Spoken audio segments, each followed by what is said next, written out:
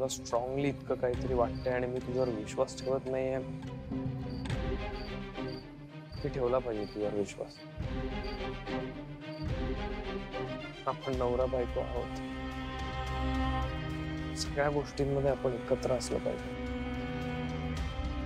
तू माझ्यावर कितीतरी वेळा विश्वास ठेवलास. त्या मुलीने माझ्यावर आरोप केला तेव्हाही तू माझ्यावर विश्वास ठेवलास. माझं ऐकून घेतलं. मी का नाही केलं पाहिजे तेच.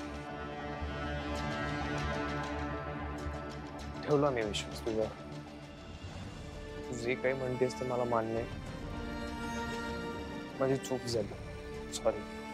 तुला करायचं ते तू कर.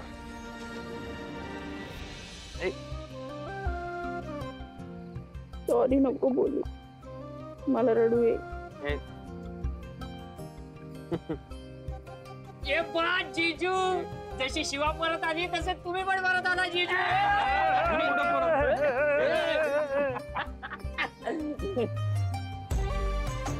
आता मी अर्ध जग जिंकले असं वाटतं. बोल काय करायचं.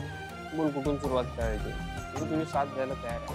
मला नाही कळते काही, पण एक गोष्ट डोक्यात येते की रॉकीचा फोन कुठे गेला. तू कोणाला मिळाला नाही म्हणजे तो रस्त्यावरच असेल ना. पण आता तिथे कुठे शोधायचं. एक मिनिट. अशू, अरे एवढं लागलं. अरे ते काय काय म्हणजे. चल आपण बँडेज करूया. इथून तर निघूया आधी. अरे कुठे बँडेज करणार आता. कुठे या वेळेला हॉस्पिटल उघडी नसतात. अरे बाबा तू चल ना आधी. मी सांगते ना. चला तुम्ही त्याला ऐका तिचं.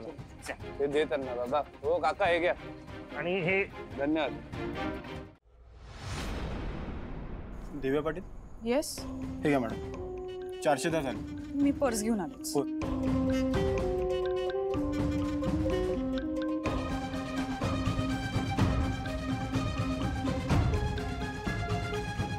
माझ्याकडे तर एवढेच पैसे उरलेत. आता हे पण त्याला दिले तर माझ्याकडे काहीच उरणार नाही.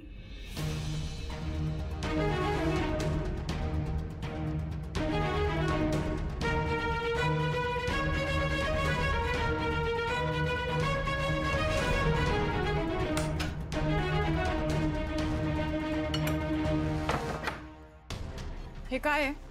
काय झालं. मलाच विचारताय काय झालं. बरं झालं मी हे बघितलं, नाहीतर तुम्ही फुकटाचे पैसे घेऊन गेला असता. पण मॅडम नक्की काय झालं. काय आहे. हा कचरा कुठून आला यात. दिसतोय का. मॅडम असं होऊ शकत नाही.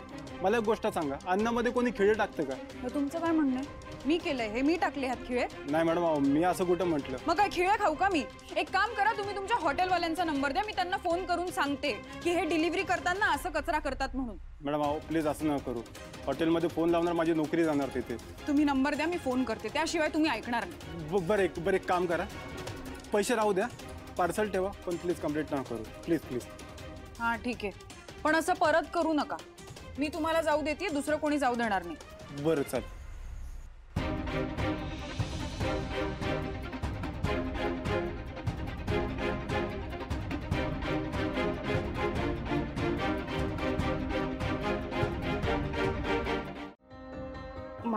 माझं चुकलं. शिवाला बोललीस त्याचा त्रास होतोय का तुला. पण खरं सांगू का सीता, तू तिला इतकं ओरडायला नको होतंस. समजून सांगायला हवं होतंस. मान्य आहे संपदाला शिवाला पाहून धक्का बसला, पण तरीही तू तिला शांतपणे सांगायला हवं होतंस. शिवा सुद्धा या धक्क्यातून आत्ता सावरते आहे ना. या धक्क्यामुळे अजून ती तिच्या बाईकवर सुद्धा बसलेली नाही आहे ग. तुमचं अगदी बरोबर आहे. मला नव्हतं ओरडायचं शिवाला, पण मला तिने फक्त काही न बोलता तिच्या रूम मध्ये निघून जायला हवं होतं. पण मी तिला ओरडले आणि तेही तिची काही चूक नसताना. मी जाते आणि तिची माफी मागते. सीता, मला माहिती आहे तू तिच्यावरच्या प्रेमापोटीच तिच्यावर ओरडलीस, कारण तिला इतर कोणी दुसरं ओरडलेलं तुला चाललं नसतं. तिचा चेहरा आठवला ना की मला आता सुद्धा खूप त्रास होतोय. मी जाते.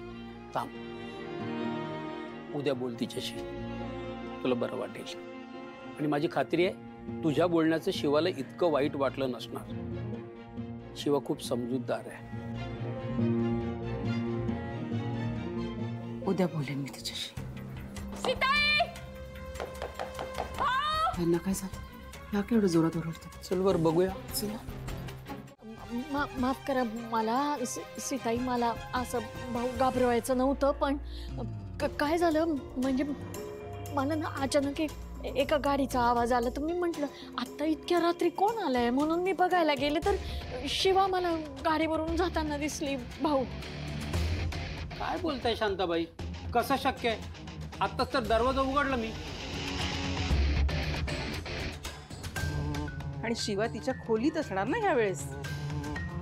अहो मी खरंच बघितलं शिवाला. एक मिनिट मी चेक करते पहिले. भाऊ हा तुम्ही बघा, तिची मोटरसायकल पण नाहीये बाहेर, बघा हवं तर.